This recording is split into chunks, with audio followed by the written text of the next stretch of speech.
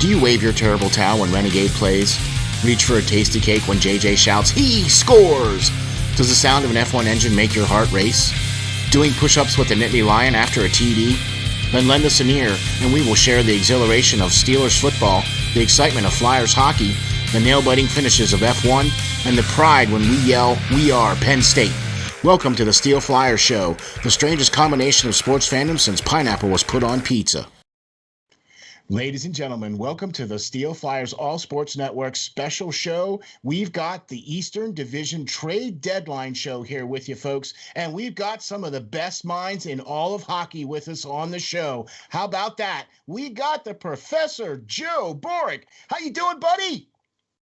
Doing well. The weather stayed fairly nice. It's still bright and sunny here, so that always helps the day go better as well. So. Exactly. Joe, how can we get a hold of you, and where can we get all your great information? JJ Borek 26 on Twitter and Borek 6789 on Instagram is what I check the most. My Facebook is literally just my name, Joseph Borek. So like, if you look that up, you'll find my Facebook.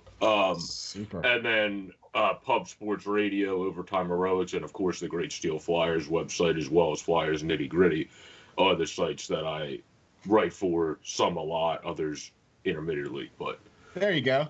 Cool. Yeah. And thank you very much, Joe, for joining us. Appreciate you coming in and helping us represent the Philadelphia side of the East. Ladies and gentlemen, we got very special guests here for you on this show. We got the Slapshot Sweethearts have graced us with their presence, and they've decided we had to get Megan up early, so sorry about that. and we got Shannon here from the Slapshot Sweethearts. So, Shannon, why don't you tell us all about how we can get a hold of you and where we can find all you guys' great content? Yeah, so you can find me at Swalshy63 on Twitter and Instagram, and then you can find Slapshot Sweethearts pretty much anywhere if you just plug in Slapshot Sweethearts. But we're Sweethearts Pod on Twitter, Slapshot Sweethearts on Instagram, and then, like I said, Slapshot Sweethearts show or podcast, respectively, on Facebook, YouTube, all that. So. Awesome sauce. Megan, thanks for joining us. You're also the other part of Slapshot Sweethearts. Thank you very much for coming, and tell us how we can get a hold of you and all of your great stuff. Yeah, thanks for having me. I'm at Miss Meg Rach on all of my platforms. It doesn't change down to the Venmo. And then Chantal, our podcast, Slapshot Sweethearts, are pretty much everywhere. Yeah, man, if you guys aren't listening to these ladies, you should check them out, man. They are the real deal. This is why we like having them on here, because these ladies are in the know, and you need to be checking them out. I'm Steel Flyers. You can catch me at www.steelflyers.com, or you can catch me on Twitter at SteelFlyers52. This is all part of the SteelFlyers All Sports Network. So here we go. We're going to get right into it. We're going to talk about the East Division, and we're going to talk about the trade deadline here and which teams might potentially be buyers and or which teams might be potentially be sellers. We're going to go around the room and get the feel of each team from each one of our panel guests. So we're going to start off with the bottom of the East. Unfortunately for Buffalo, that's them. Okay. Right now, currently, they've played 25 games. They are 6-15-4. They have 16 points. They're at the bottom of the division. We'll start off with, we'll do ladies first. So we'll go, Meg, what do you think about Buffalo's choice, or what do you think about Buffalo and their choice of either being a buyer or a seller at the trade deadline this year? I think being able to see them this week taking on the Penguins, it kind of is showing some of their flaws there. I think they're lacking on offense a little. Like, they need a little more attack in their stuff. And, like, you can see it. Like, they have 6 wins, and that is very small compared to, like, where most of the other teams are at, especially in this division. Like, they've pretty much sunk to the bottom, which is not surprising given it's the East. But I think they are looking to buy right now. If they have any hope on doing anything this season, which they may have already just accepted, it's not going to happen. They're going to need to find some new offensive enforcement. Okay, so you definitely think they're going to be buyers for the trade deadline this year. All right.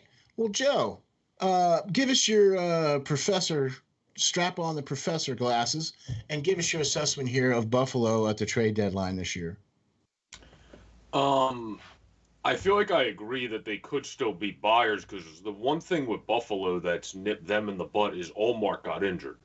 And as soon as Allmark got injured, it literally was it was going down, and then it just went down a steep Everest decline after 2 games. It looked all right for 2 games, and then it was just a mudslide down Mount Everest, like basically for the Sabres.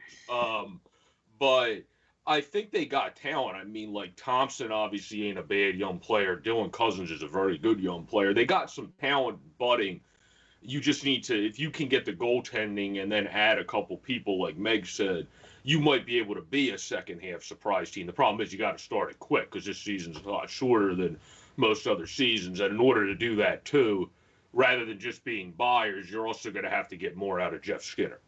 You're going to have to be buyers to trade for somebody and buyers to somehow convince Jeff Skinner to get his head out of his rear end and actually play and not be focused on everything else in life rather than what he's supposed to be doing. Yeah, right. Yeah, I'm with you on that for sure. Look, Buffalo does, I agree with both of you so far. Buffalo does have some talent. And they do have some players that are coming up through the ranks, okay, that they've been able to draft and they've been able to put out on the ice, and some of their upcoming youngsters are looking pretty good. But this really just has been a serious – this has just been a 10-year decline for Buffalo, and I just don't see a way out for them. I mean, how many coaches can you fire? How many GMs can you fire? You got to start replacing players. You know what I mean? And I think that's what needs to happen here. I think that Buffalo should just be a big giant dumpster fire and sell everything off and get what they can. And I mean, why not start from the bottom? Look, you got Jack Eichel, you got Holland, you got some guys that you could get some stuff for. You know what I mean? Because let's face it, who's really going to buy into Eichel at $10 million a year? There's no team out there that's going to be able to take that. Unless it's like Detroit or maybe the off season, it wouldn't be an in-season trade. You're not trading Jack Eichel unless it's to the Kings, and I don't see the Kings trading for Jack Eichel. Exactly. Okay. So I think they're going to be sellers. I just think they're going to try to sell off. That's my opinion. Megan, Shannon, why don't you tell us what your opinion is here of Buffalo, given the fact that they do only have 6 wins? Yeah, they're sellers. There's no way that they're going to sit and ride out the rest of the season with the guys that they have on their roster. I mean, they've got Taylor Hall, they've got Jack Eichel. I disagree. I think that $10 million cap hit, there's going to be some team out there that's going to be like, give me Jack Eichel. And if Buffalo will sell him for the right price, which should be the price enough to get that cap off their roster, then I think someone will take him. But they've got other guys too. You know, like you said, they've had success in the draft. They have Sam Reinhart and some of those other guys that they're not clicking well. There's no chemistry on that team, and they've got a clear house. I mean, you can have talent, and if they don't play well together, it doesn't matter. Exactly. I don't know about that whole Jack Eichel thing. That's going to be a tough pill to swallow for any team, because $10 million. I mean, and he's not even. Well, yeah, hold on a sec, Joe. But I don't think Jack Eichel is that elite level player. Do you know what I'm saying? Like, I agree that he's worth some good money, but he's not a Sidney Crosby. He's not an Alex Ovechkin. He's not an Austin Matthews. He's not a Connor McDavid. I don't think he's at that level to be making that kind of money. I mean, well, everyone else, it's hard to group McDavid in there too, because everyone else you just mentioned is not at McDavid's level. No, I agree. No, I agree. But I was just trying to point out that he's not an elite talent, and he's making elite money. Well, John Tavares makes that kind of money too. Good point. $1 million. And I wouldn't put John Tavares at that threshold either. Right. No, I'm with you. But that's why I think that, anything that happens with Eichel, I think is going to be after the season. I think, you know what I mean? Just because I don't think there's going to be any team that's going to be able to bite off that contract. Go ahead, Joe.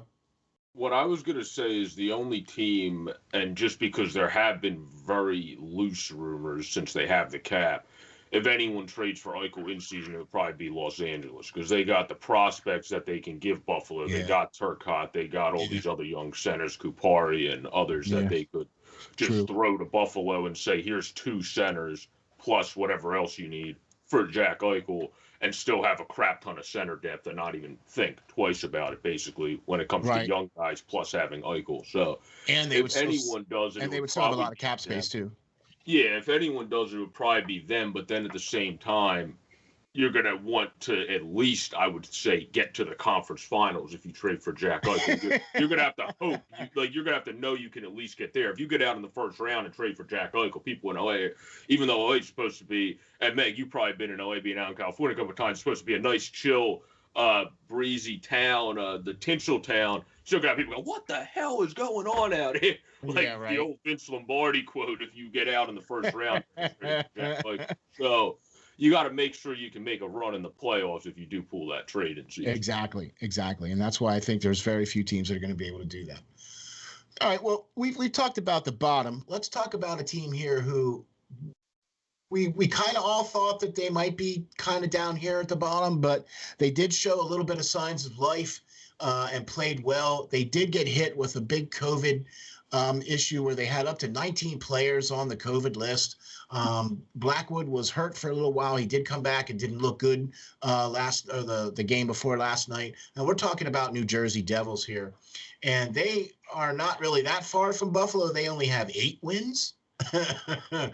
But so we'll start off with Shannon on this one here. Shannon, what do you think about the New Jersey Devils and what's going on with them? Look, I know why you're smiling because New Jersey's like Boston kryptonite.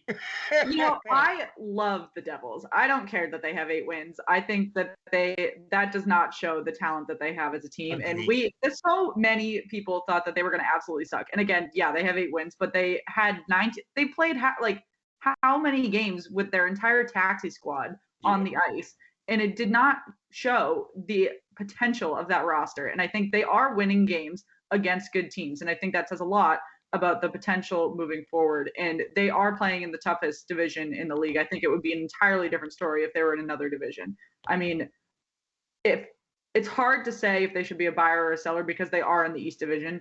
And they are going to have to play 2 rounds against an East team in the playoffs if they were to steal that 4th seed. So even that, we were talking about this with the North too, that someone we had on our live stream was saying that, 6 of the 7 teams in the North could really be playoff teams, but because they're in the North and the way that the playoff structure is, it's not going to be that way. Yeah. And I think that the Devils do have a lot of potential, not that they should be a playoff team necessarily, but if they were to buy and make themselves a playoff team and get themselves up another tier, it wouldn't necessarily matter because they still have to get through the Capitals, the Bruins, the Flyers, whoever it may be in the playoffs for the first 2 rounds. Exactly. And then after that, then you start getting into the other teams in the other divisions. You know what I mean? So, yeah, I'm with you on that. All right. Well, let's go back to the Professor Joe and give us your assessment on whether New Jersey is going to be a buyer or seller at the trade deadline for this year. Yeah, I think Shannon pretty much summed it up pretty well because this whole division is just gridlock where it's hard to tell who can soar if they add a couple people and who will kind of fall back. The Devils do, I agree with Shannon, look like a team that can soar because you have guys like Hughes. First of all, they don't even have their captain back yet. He's still out. They just named the captain. So whenever he comes back, that's going to be a huge, no matter what he plays wise, first couple games, especially when a new captain comes back that just got named captain, that should bring a big energy boost when he comes back. Gusev, who's a player I've always liked since he came from overseas, is not performing to the level I think they want him to perform to. That would help, obviously, if he has a second half like they want him to.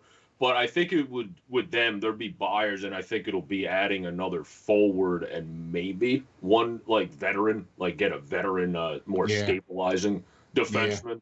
Along with a forward, because they need forward depth for their bottom 2 as well. They have a pretty decent top 6, but once you go down, you don't have the best scoring with Maltsev and Kukkonen and those guys playing a bunch of minutes. So I'm with you on that for sure. Okay. So, look, we all kind of figured this as well, too, with New Jersey and Buffalo kind of being chucked into the East, that it was going to be a tough road to hoe for them. So, Megan, give me your assessment here on New Jersey. Where do you think they're going to be here at the trade deadline? I'm pretty on point with what Shannon said before. I think there's they have the potential to be that team. It's not proving, but like also their team hasn't been complete for a while. So it's like hard to really judge it. And then like within the division, it's just, you can't like make that comparison. So I don't necessarily think they're going to be either. I don't really see that much change. They're a really young team. Yeah. If you look at like the age of these players, they're so young and they could develop so well. So getting rid of some of them wouldn't really make sense because like they could blossom into something bigger. But I think right now it's like to get to the playoffs this year, maybe buy, but like I don't really think they're going to do much of either.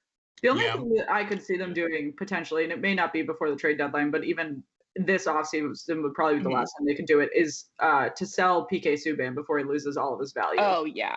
I think in a year or so, he's not going to have as much value on the market as he does now. So if they want to get rid of it, and I know he's had some chemistry issues on and off the ice with the Devils specifically. So if they want to get a veteran player that will have an impact in the locker room, I would say use him as a trade piece to another team who does need a veteran defenseman that will be a better fit with the Devils. Yeah. So you kind of stole my thunder there, Shannon. That's exactly what I was going to talk about too, because I think that if you've got to get something for him now.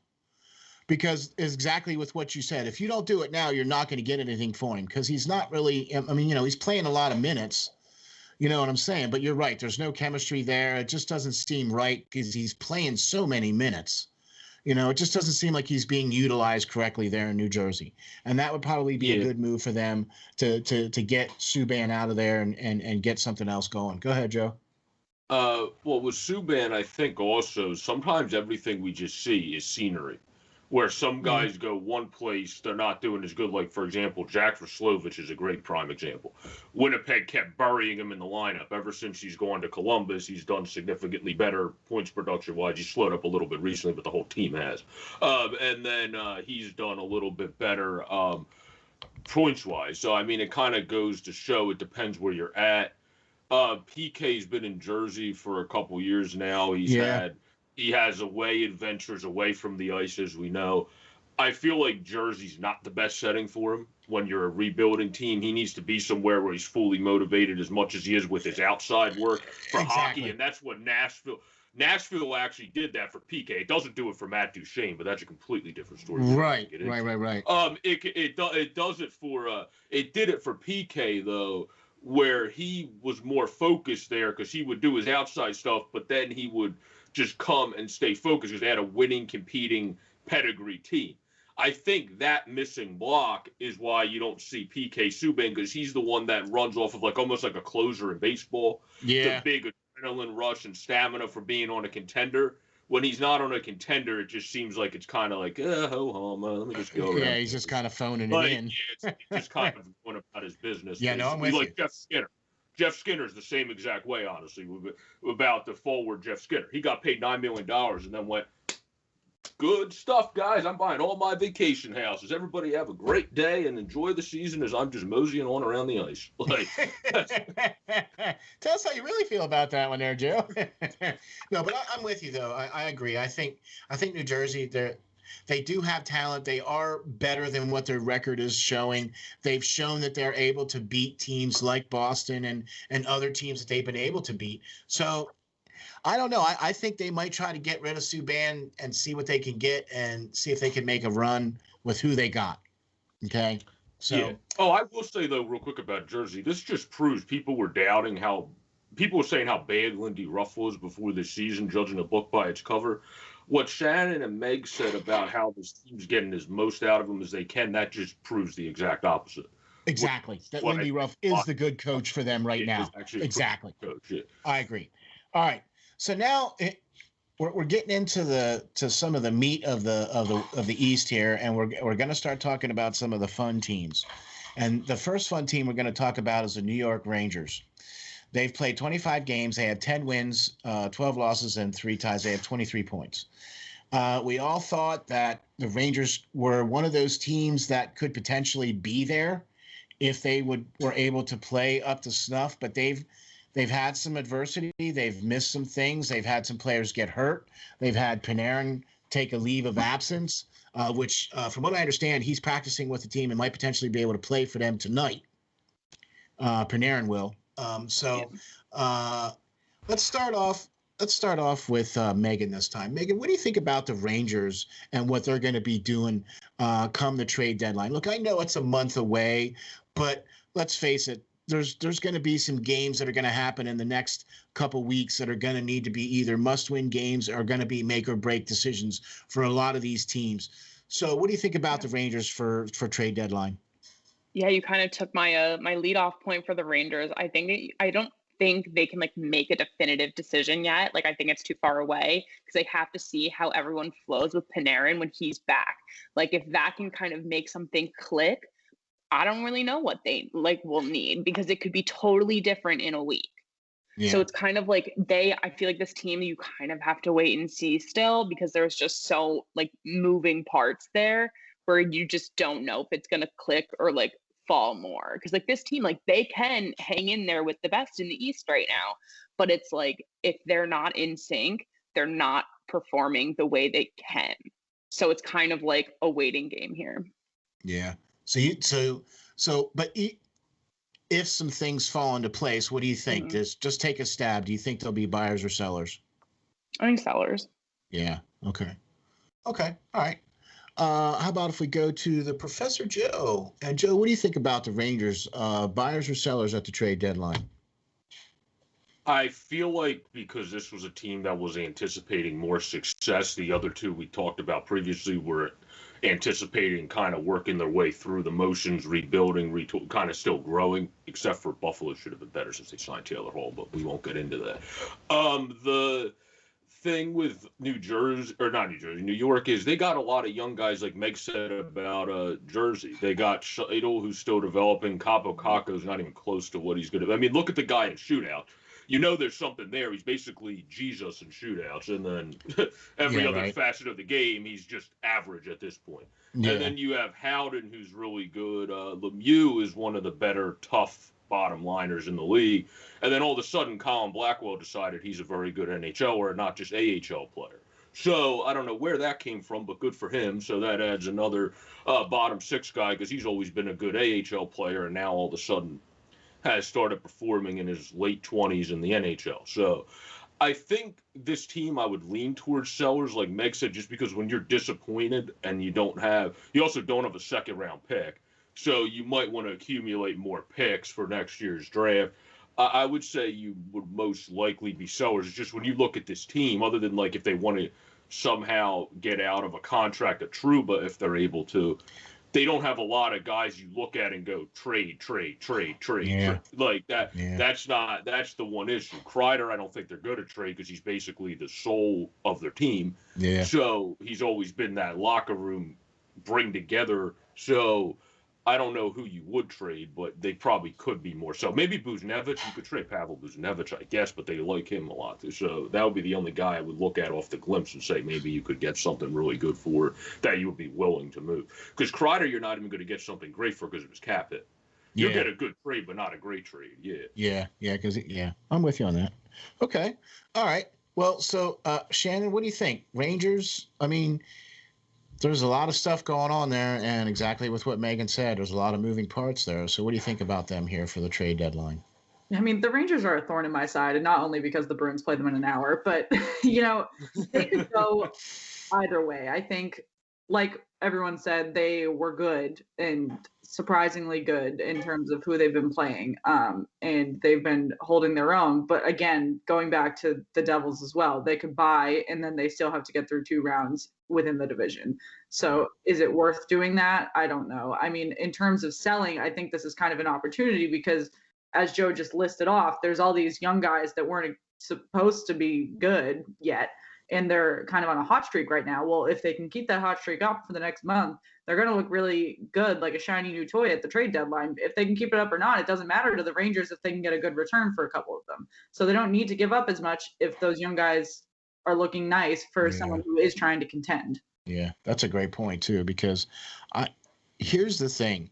With Panarin being out and then the shuffling of Lafreniere up into the lineup has made it very difficult for Zibanejad to get any kind of chemistry going with any of the other lines and stuff. And now I know that Kreider's been playing really well and things like that, but now with Panarin back in the lineup, I think you're going to see that spark I think you're going to see some more of that chemistry because I have been able to see that Lafreniere has been able to gather some of that chemistry on the New York Rangers and with Zibanejad, with Panarin, and being able to play really well with that. So I'm with you. I don't see the Rangers. They might be trying to get that one or two more piece, but I agree. I think they're going to probably be in a holding pattern to see how things go, at least until the trade deadline, and then find out what they need or what they can get to try to make a run. You know what I mean? So that's kind of how I feel about that. Well, for me, I think like when I was brainstorming an article I might do, which is on the most disappointing performers thus far, Zibanejad was one of them. Yep. So he needs to really step up because he hasn't done much this season. He's just looked like a shell of last year. Actually, Strome's their second line center, and Strome, who really started off cold too, and then all of a sudden got hot. Speaking of players that got hot in the last couple of weeks, has outplayed Zibanejad by a pretty large margin. So you're going to have Zibanejad, and I love Ryan Strome. I like all the Stromes, but I'm saying you're still going to have Zibanejad step up. That's a little bit of a biased opinion coming from me since I love the Strome family, but still, you got to do a lot better than your second line center. Otherwise, your second line center is going to be your first line center pretty quick, and you're going to be the second line center. Yeah, easily. Yeah, no, I'm with you on that for sure. All right, so we've gotten past the Rangers. The next team on the list is the team that's near and dear to me and Joe's heart. We're going to talk about the Philadelphia Flyers here, and I'm gonna go first. So I'm sorry. I know that's beyond the control here, but there's a few things that I need to say here about the Philadelphia Flyers. They are in 5th place. They've played 24 games. They're 13-8-3 with 29 points. They did also have a COVID outbreak.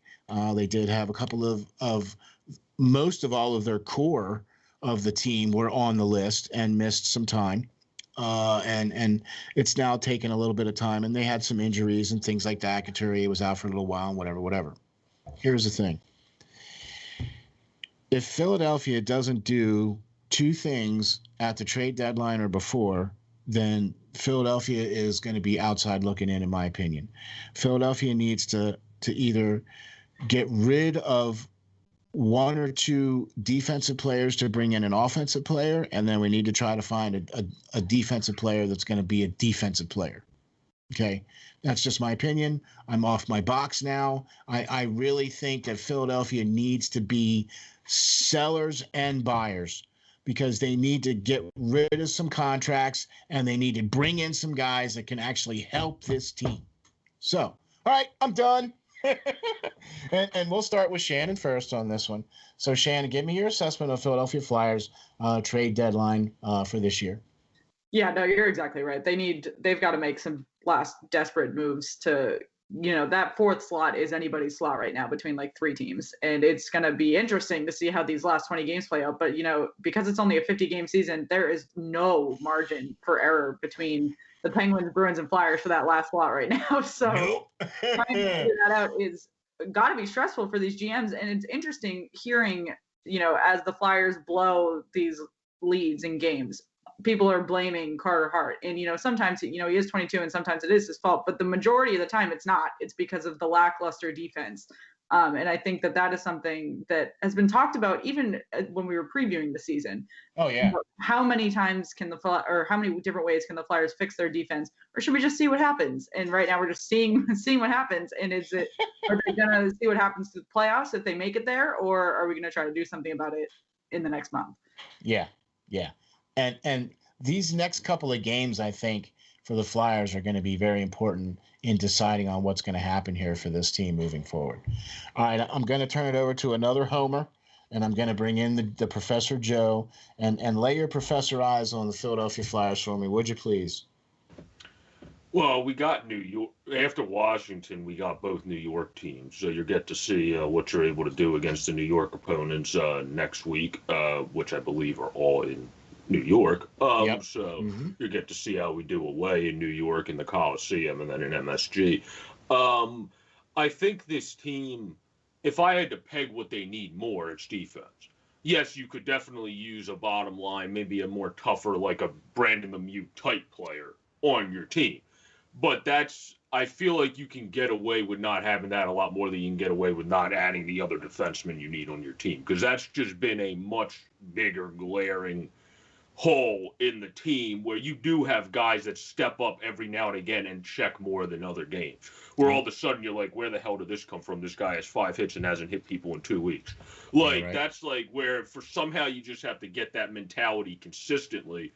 And I feel like the forwards would do better, because look at Andreev. Andreev came in and was one of the better looking players in the game, and then everybody else around him kind of sucked.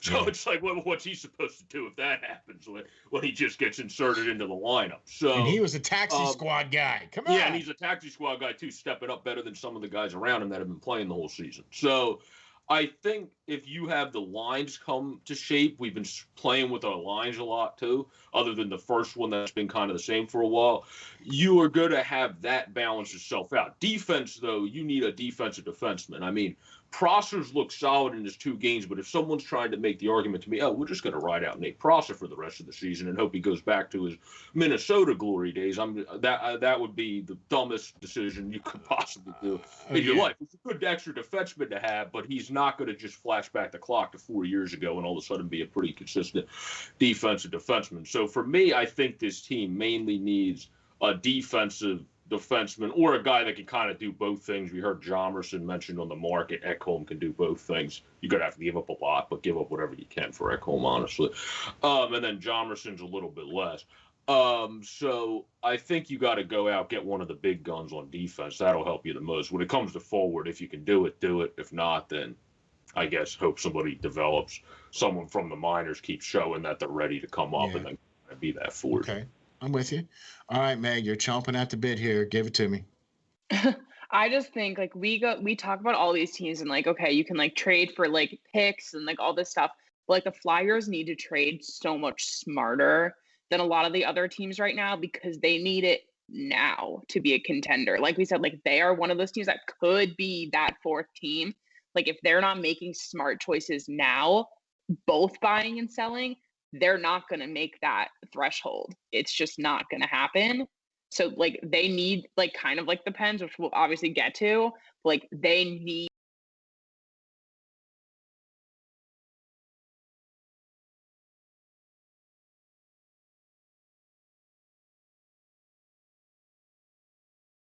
need that defensive help. They need to bring in someone who's going to rally the defensive line and just make more moves. Like Shan said, we can't rely on Hart or Elliott. Like they're good goalies, but they are getting such a bad rep right now because the defense isn't holding up their end of the bargain. Exactly. Like it's so hard to be a goalie on a team that won't defend. Yeah. So like they need to do all of the above. I'm with you on that for sure. Here's the thing about the whole switching of lines things, and I said this on the Hockey Writers Inc. show the other day.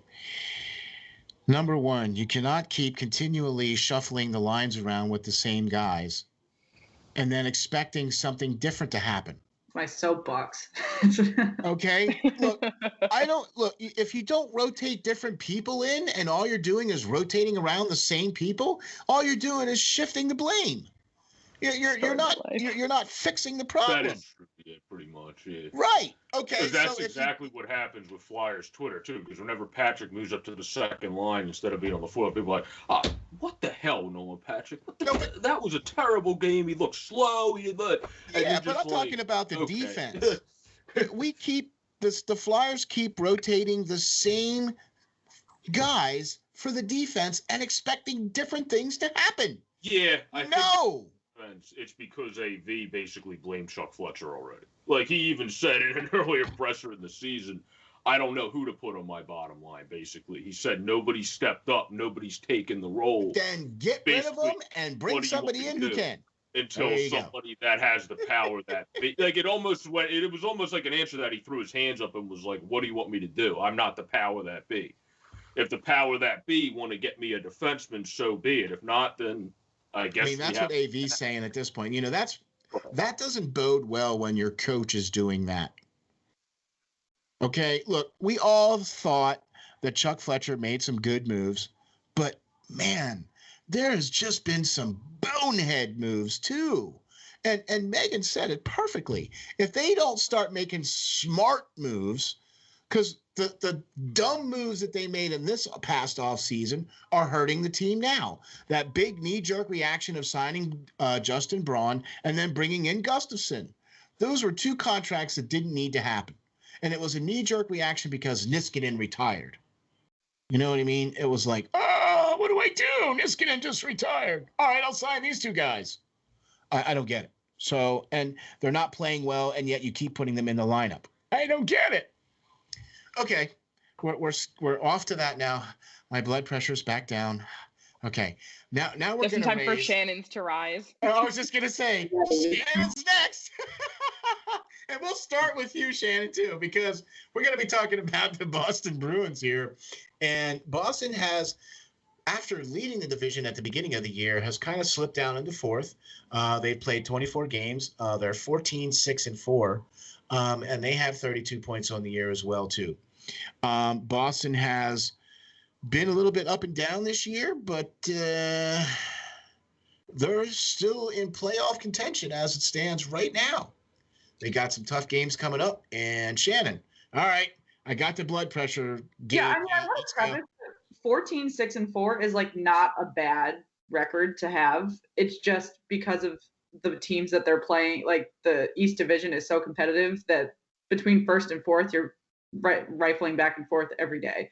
But the Bruins are in the same situation that Megan was saying for the Flyers, that the Bruins are every single trade deadline, they make some weak trade for some third line, maybe forward, but is going to do nothing, with no impact. They do it every single year, and it's someone that is on an expiring contract, which I appreciate because then we're not stuck with them. But we always get stuck with someone that does, excluding Charlie Coyle, who was a small miracle. They never play out. They never make an impact, and so the Bruins always end up with someone that is not going to do anything, not going to push them to that next level, which is what they desperately need right now. And they're so young at the moment that they can go out and beat the Rangers 4-0, or they can crush the Flyers 7 to whatever it was at Lake Tahoe. And then other games, they get blown out 7-2 with no sign of life, no sign of hope. You'd think that they were the Sabres. And because they're so young, their mental focus is a mess. And they rely so much on that top line that if the top line doesn't score in the first 25 minutes of the game, then all hell's going to break loose. They need more veteran consistency on the first two lines, even three lines. If they can get someone that's established, can shoot on those top lines, it's fine. I think their defense is holding their own.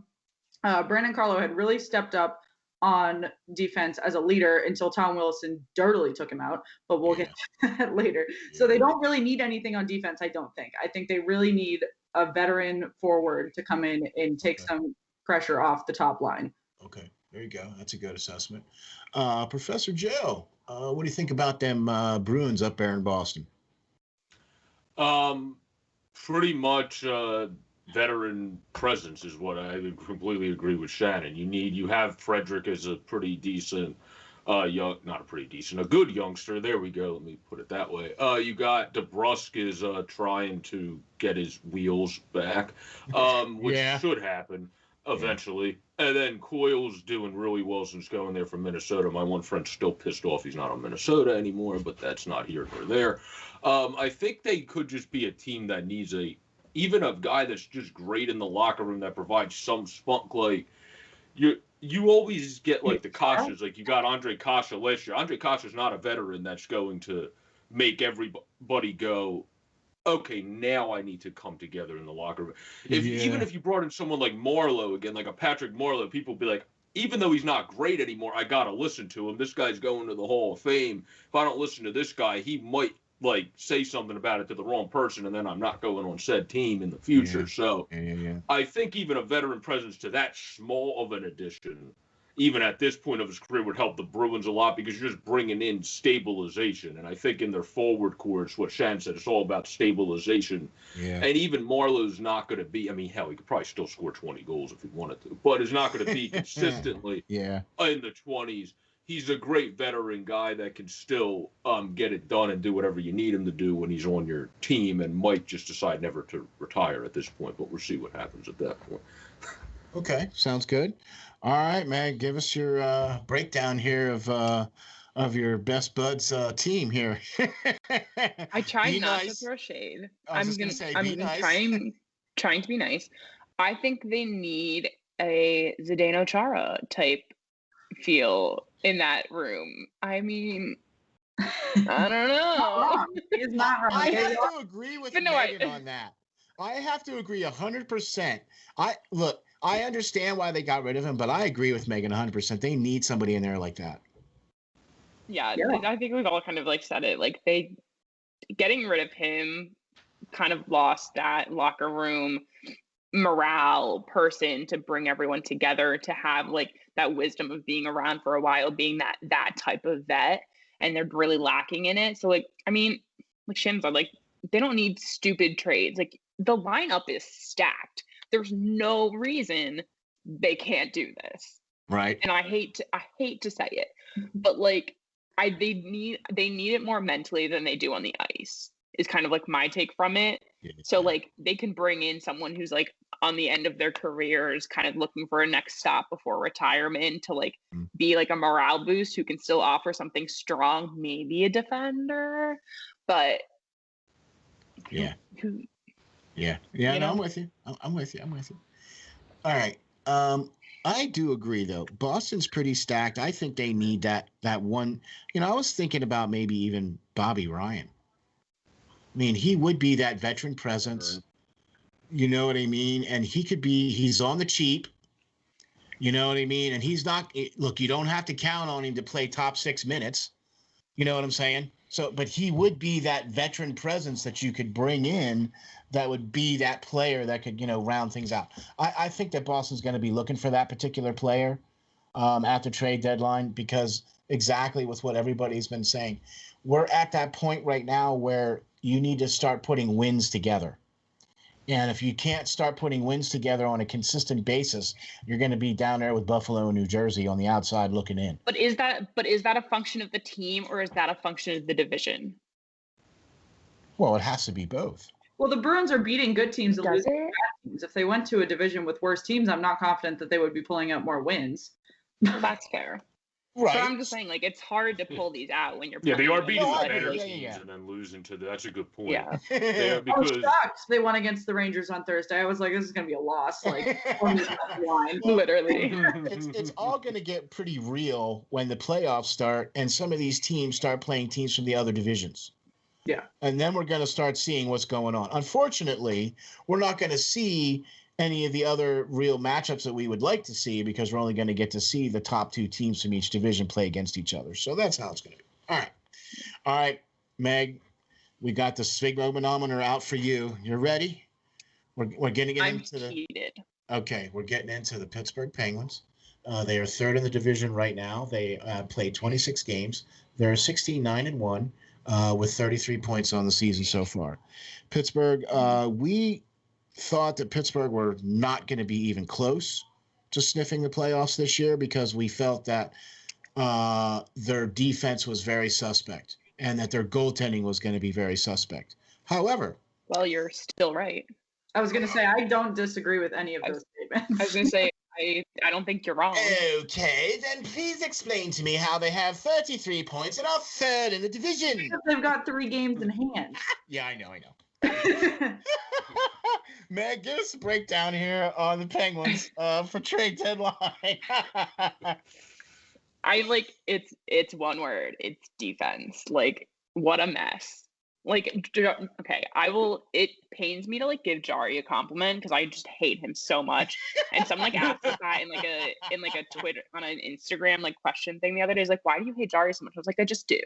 He was stressed, but like, since he's been back, he's been doing better.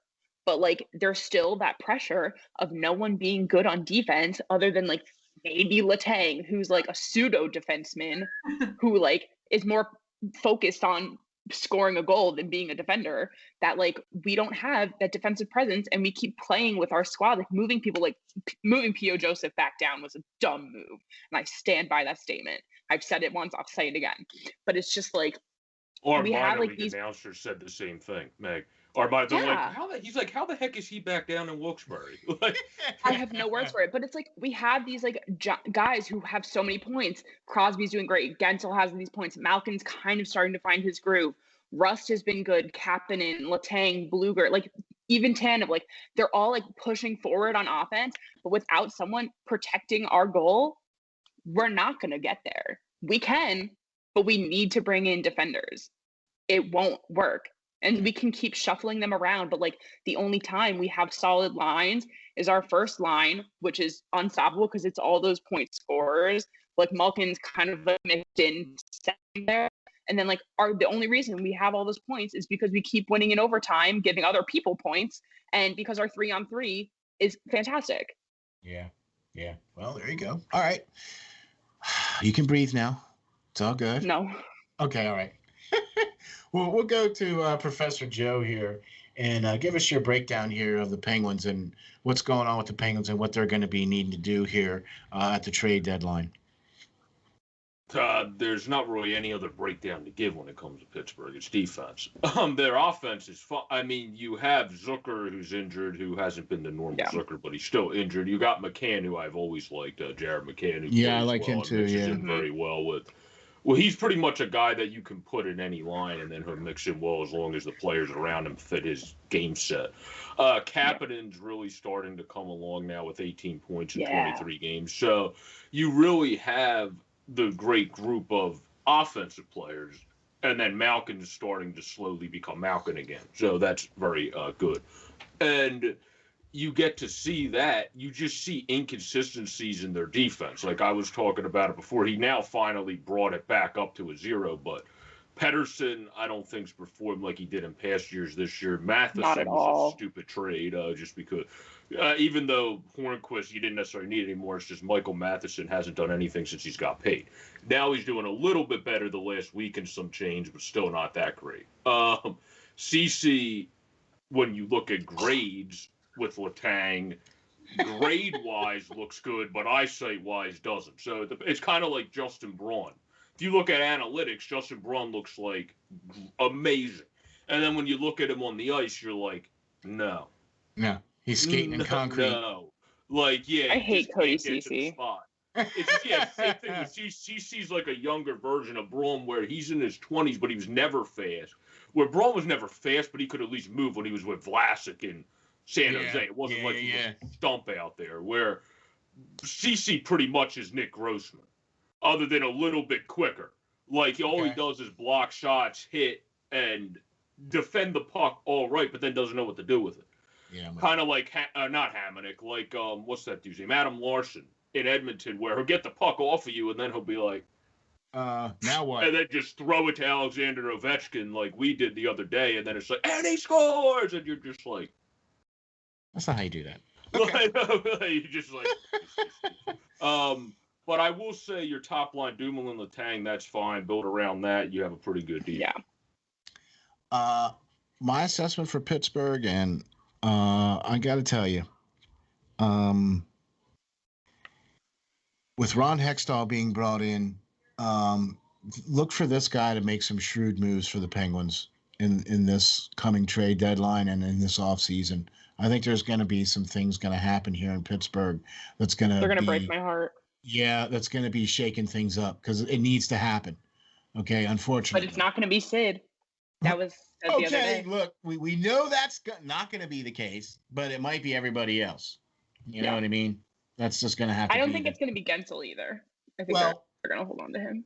But there's going to be a lot of moves that's going to happen here because they need to bring some more young talent in because they need the defense. Their offense is definitely there. Look, let's face it. Anybody can play around Sid, and with Kapanen coming on and playing really well, I've been really impressed with him. I like the way he's been playing. Also with Rust, also impressed with how he's been playing as well too. Also, I think too that the Pittsburgh needs to address their goaltending. DeSmith is not the guy, and I'm with you on Jari. I get it, but I just think they need an upgrade at goaltending for Pittsburgh to try to do anything consistently in the future. Okay, and it might even be something that they might need to do at the trade deadline this year. I don't know. It's McWorld. It could happen. All right. We got 2 teams left, and we're going to get into the number 2 team, and that is the Washington Capitals. They've played 26 games. They are 6-4 with 36 points. They did have a bit of an outbreak there with COVID, and they had their top 4 Russians, Ovechkin included in that, and their goaltender, that had to sit out because of COVID reasons. The team got fined the whole 9 yards. But here they are in second place in the division with 36 points. So we'll start off with Joe on this one. Joe, what do you think about the Capitals and what they're going to be doing here at the trade deadline this year? Well, out of all the teams we talked about, the Capitals probably have the least they have to do at the trade deadline compared to everybody to this point. I would say if you're going to add anybody, it might honestly still be one more defender. And I don't mean a guy that necessarily needs to be starting because they kind of got the starting line intact, but a depth guy because Peter Laviolette, for whatever reason, hates Jonas Siegenthaler. The guy, we put him in the lineup the other day and didn't put him on a shift until the last shift of the game when they were destroying us. At that point, and the game was over after the empty netter. Then he put him on, and JJ was like, oh, he's not going to go a whole game without a shift. There's no point at dressing somebody. Like, you might as well just dress an extra forward and one less defenseman if you're not going to play. Like, that was just stupid by Lavi to begin with. But if you're not going to play the guy, then get rid of him. Bring in someone you are going to play is my assessment with that. Have a good depth defenseman. They do have TVR who just doesn't play for them. So I don't they have him as a depth guy, but maybe he just doesn't like either of them. If that's the case, then you need to bring in someone Lavi actually does like, because if a defender goes down, you're going to be screwed if he doesn't like either of your 2 top depth options on defense. In terms of their offense, Dowd is one of the best fourth line guys in the league because of his face-off ability. They keep doing pretty solid with, obviously, their top 6 is very good. So they are a team that maybe you add depth to your bottom half of your offense and then a depth defenseman because your goaltending's fine. Samsonov had to work his way back from a terrible strain of COVID, so that took a little bit, and then Vanacek stepped up for him. So your goaltending's fine. Copley's also pretty darn good with the minor leagues. He just never showed it yet in the NHL. And then you got Anderson. So your goaltending's fine. I think it's just they're more depth players if they're going to trade for anybody. It's either stand pat or add a depth defenseman and a bottom 6 forward if you want to do that. Okay. Shannon, what do you think about the Capitals this year? What do you think's going on with them with the trade deadline? Do you think they're going to be buyers or sellers? I don't think they're going to do anything. I think that they're fine for the trade deadline. I think they're going to need to make some moves in the offseason because they're old. But I think for the current season right now, I wouldn't touch it. I think that if they were able to make it through those 2 weeks with losing those 4 guys and they didn't drop any bad games, I think. Which they didn't. Yeah, work with what you have now, and if it's not broken, don't fix it. So. Yeah, that pretty much makes it easy. Megan, what do you think? I'm assuming you're going to probably say the same thing there. What do you think about the Washington Capitals for the trade? Yeah, I think they can stay where they are. I think their former Penguins players are doing great for them too. Still a lot of love in there for Hagelin, Sheary, my boys. But I mean, the Caps, I don't know why they're second. I think that's stupid, but they're locked in. They don't need to make any changes. I think it's going to be interesting to see what they end up doing protection-wise for going into the expansion, but I think that's more of a question than like having to do anything for the trade deadline. Yeah, I'm with you on that. That's basically what my assessment's going to be as well, too. What's going to happen with this team after the season? I think they have all the pieces in place to make a good cup run right now. I don't think they need to mess with anything. I'm of the same ilk of Shannon. If it ain't broke, don't fix it. And right now they ain't broke, so just let it keep rolling. Ovechkin just keeps making records every night now, and the whole 9 yards. And hey, they're going to play some easy team here today, so this should be a nice easy win for them. So everybody was like, so what's your prediction today for the Washington Capitals against the Philadelphia Flyers? And I said my prediction, pain, 7-2. Yeah. It's going to be ugly. 4-3. All right. Well, okay. Maybe 5. All right. I'll take that. But anyway, so now we're down to the last team here, and that's the New York Islanders. They're in the first place. They've played 27 games. They played the most games in the division as of right now. They also have the most wins, 17, 6-4, and they have 38 points. I got to say that initially I had the New York Islanders selected to win the division, and when they came out this year, it just didn't look like they were the same team. And then I don't know what happened, but suddenly now they've been on a tear, okay? And they've just been cranking off game after game and have been just – I mean, they've got 7 wins in a row. I mean, they're playing amazing. They haven't lost in 11 games, okay? Now, that is serious. You think about that. They haven't lost in that amount of time. That's 19 points out of a possible 20 that they've gotten in the last 10 games. Okay, that's a significant jump in the standings when you get that amount of points in that amount of games, because every game now is a 4-point swing. Okay, so we'll start off with Megan. Give us your assessment of the New York Islanders and what they're going to be doing here for the trade deadline. Yeah, going into the season when Shannon and I did our pre-season predictions and everything, I had them at number 3. I didn't think they would be a number 1, but they were kind of like my dark horse. I kept saying people are going to count them out for a lot of reasons, but I make it so that what happened at the end of last season wasn't a fluke. Give them something, and I think they're proving it right now. I feel like they're a team that's so easy to ignore and be like, oh, there's the Islanders, but they just have taken it by storm. I think they should ride what they're on right now. I think they should have trust in the system they've built. So I don't think they should be trading or selling or buying or selling. Yeah, I'm with you on that. Okay, cool. Joe, give us your assessment here of the New York Islanders for the trade deadline. Yeah, I feel like they're a team also that could pretty much stay pat. The only thing that I know Pirlo's talked about this in some of his videos that I would agree with is, at this point of his career, Del Colli's a much better minor league player than NHL player. Leo Komarov ain't even an NHL player anymore. So if you want to add to your bottom line forward core, unless if you think Kiefer Bellows is ready in the second half to actually step in and run, then you might want to do that. Other than that, I don't see anything else you need to add with. But in my opinion, Komarov is almost a deterrent to your team than an aid to your team. Okay. At this point. And I don't say that lightly about people, but I don't think he's much of a help to any team, honestly, at this point. So if you want to add one forward, that might be helpful. Del Colli's actually a pretty decent, scrappy AHL player when I've watched him in the American League. I just don't know how he'll progress in the NHL as a guy that was drafted way expected better things and big things from, and then all of a sudden kind of has fallen into this limbo. Yeah. Period right now. So yeah, no, I'm with you. I agree with you 100%, man, because the Islanders, man. Whew, okay, all right, Shannon, you get the designation of being the last one here. So give us your assessment of the Islanders.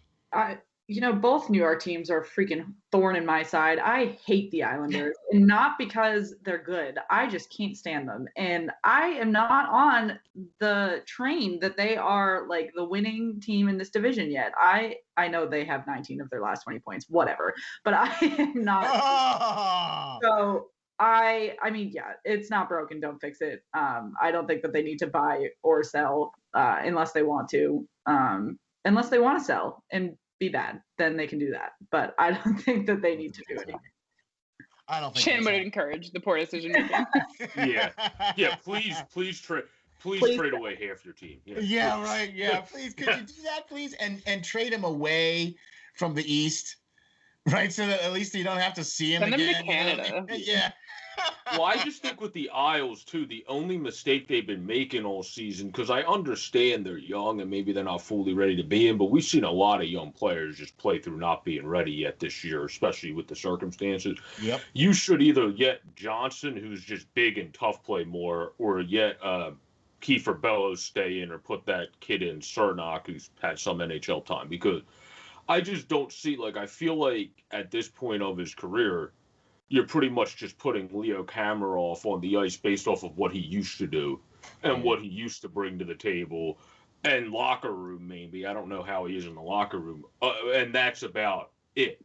I feel like he has to be great in the locker room because it's kind of like a Matt Reed situation with the Flyers now, where it's just you're like, how does this guy still get all this playing time? Like, he doesn't really bring a lot to the ice, but it must be off that he does a lot for the team. Otherwise, I don't think you would see 11 to 13 minutes a night from someone that really hasn't been able to do much in 13 games, where a guy like Del Collie, who hasn't figured it out yet, has done the same output when you're a veteran in the league. So I'm with you on that. Wow. Ladies and gentlemen, thank you guys very much for being here. We were able to go through every team in the East. We were able to bring in special guests, Slapshot Sweethearts. We got Shannon Walsh and Megan Rack. Did I say that right? Well, I have Meg Rach there. It says Megan Rachel. Oh, Megan Rachel. Okay, I'm sorry. All right. So sorry about that. But we had the great guests from Slapshot Sweethearts to come in and give us their assessment of the East Division. We have Professor Joe here as well. He's part of the SteelFlyers All Sports Network. So thank you all for being here. Shannon, how can we get a hold of you and get all of your great stuff? Yeah, thanks for having us on. This was fun. You can find me at Swelshy63 on Twitter and Instagram, and then you can find Slapshot Sweethearts on Facebook, Twitter, YouTube, Instagram, all those. If you just search Slapshot Sweethearts, we come right up. Awesome. Meg, continue on. How can we get a hold of you and all of your great stuff?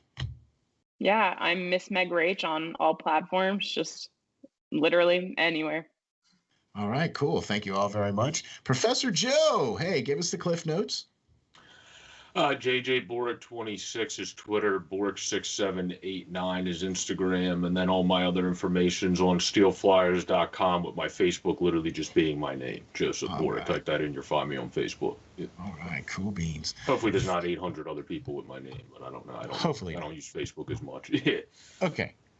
Thank you all very much for joining us. We had a great time. This was great. I can't wait to do some more of this kind of stuff.